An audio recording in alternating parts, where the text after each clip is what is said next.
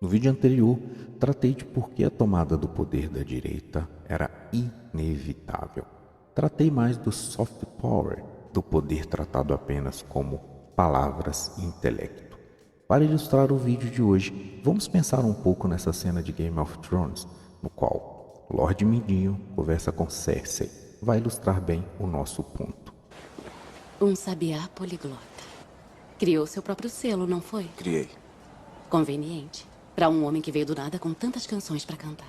Que bom que gostou. Algumas pessoas têm a sorte de nascer na família certa. Outras precisam encontrar o próprio caminho. Ilustrando um pouco que falamos sobre aquele poder leve, o poder das palavras, ela está usando aquele tipo de armadilha no qual faz a pessoa ficar vaidosa e não está falando diretamente. Veja como a linguagem ela pode e deve ser utilizada como mecanismo de poder.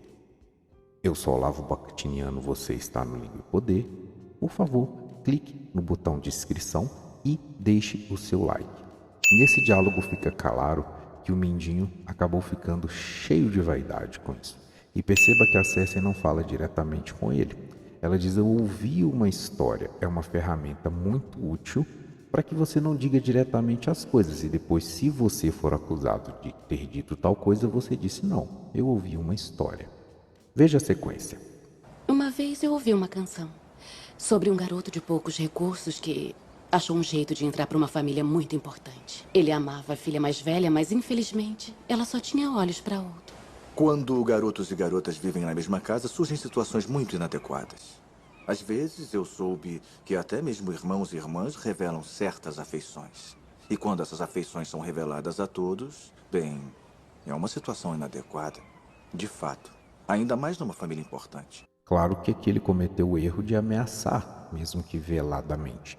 Regra clássica do poder, que inclusive se encontra em Maquiavel. Você jamais deixa a pessoa que está acima de você pensar que você é uma ameaça. Se você fizer isso, você provavelmente acabará pagando. E Mindinho acaba pagando. Veja. As famílias importantes geralmente esquecem uma simples verdade. Eu descobri. E que verdade é essa? Que conhecimento é poder. Esse, inclusive, é o lema da casa dele, da casa do Lorde Mindinho. Conhecimento é poder. E sim, isso é uma verdade. Inclusive, apostamos nisso no nosso canal, Língua e Poder. No entanto, Cersei agora vai mostrar que existe o Hard Power, que no fundo, assim como diz o professor Olavo de Carvalho, é o único poder real, é o único poder de verdade. Prendam-no. Cortem sua garganta. Parem. Esperem.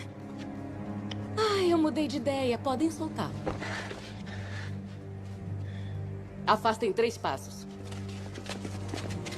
Virem de costas. E fechem os olhos. Poder é poder. Bom, o poder de vida ou morte, o poder de fazer com que a pessoa deixe de viver no final do dia é o único poder que importa. No entanto, ative os sininhos da notificação que eu farei um vídeo, inclusive de um enigma do Game of Thrones, de quem no final das contas vai acabar exercendo esse poder final. É um enigma que o eunuco diz para o Tyrion Lannister, que vai ilustrar bem isso. Bom, no vídeo passado então a gente fez toda essa ideia sobre as bases de poder da esquerda. E hoje a gente vai tratar um pouco desse hard power, que no final do dia é o poder de vida e morte, que é o poder bélico, é o poder da arma. E esse, tal qual diz o professor Olavo de Carvalho, esse é o único poder real. Por quê? Porque o poder nada mais é do que meio de ação.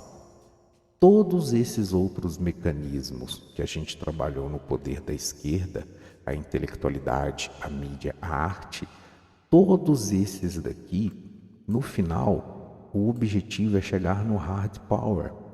Quando eles concentram o poder naqueles grupos que comandam lugares, aqueles grupos paramilitares da esquerda, conquista-se a intelectualidade para dar um ar de legalidade e de coisa boa para esses grupos que dominam as favelas.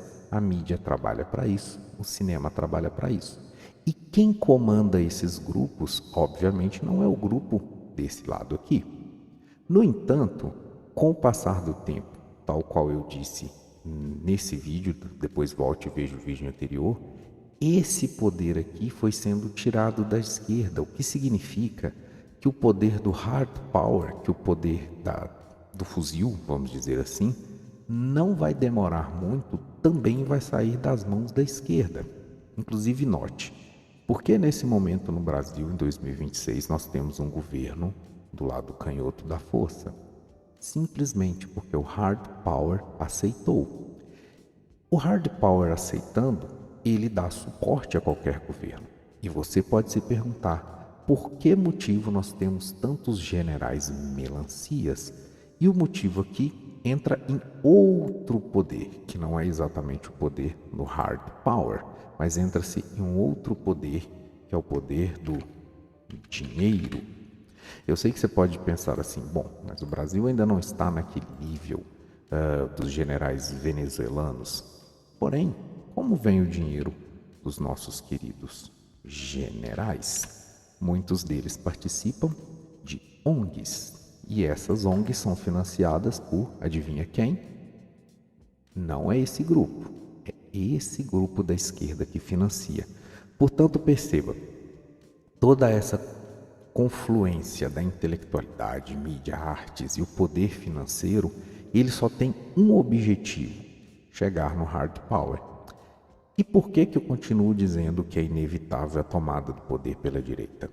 Porque a partir do momento que é exposto, daí a importância de canais como os nossos que mostram isso, como o sistema funciona e que os nossos generais deveriam ser proibidos de receberem dinheiros de ONG, por exemplo, porque ali, além de receber um dinheiro e se tornar vassalo de quem está pagando, essas ONGs também são fábricas desse tipo de ideia. A partir do momento que a gente começa a expor isso, isso passa a não ser mais uma coisa aceitável.